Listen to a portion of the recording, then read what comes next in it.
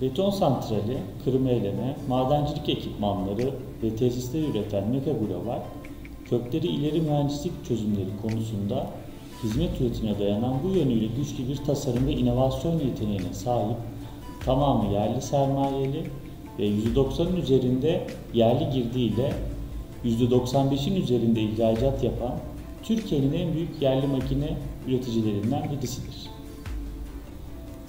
Meka Global, çeşitli türlerde beton santrali ve kırma eleme tesisleriyle bu tesislerde kullanılan mikser, fiber besleme sistemi, kırıcı, elek, yıkayıcılar, besleyiciler, konveyörler gibi ekipmanların tasarımı, proje çözümleri, üretim, devreye alma, servis ve yedek parça alanında global ölçekte tanınan ve tercih edilen bir markadır.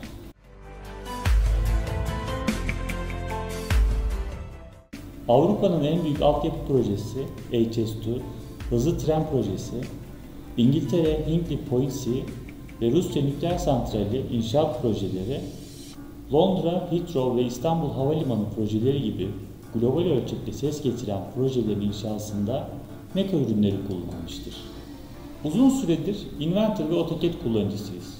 Sektörde daha rekabetçi olabilmek için tasarımlarımızı teknik açıdan analizlerle, reklam ve pazarlama açısındansa animasyon ve renderlarla destekleme ihtiyacı oluştu. PDM Collection, tasarım, analiz ve reklam ihtiyaçlarını birbiriyle tam uyumlu yazılımlarla karşılıyor. Bu sayede ürünümüzün teknik kabiliyetini geliştirirken oluşan çıktıyı doğrudan pazarlama faaliyetleri için kullanabiliyoruz.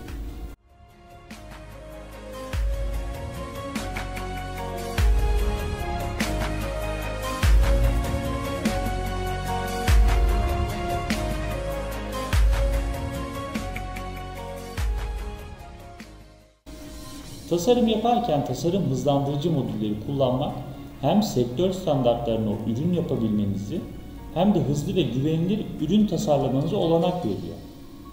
Mekanik tasarım problemini bu araçları kullanarak yapmak oldukça pratikli ve kullanışlı.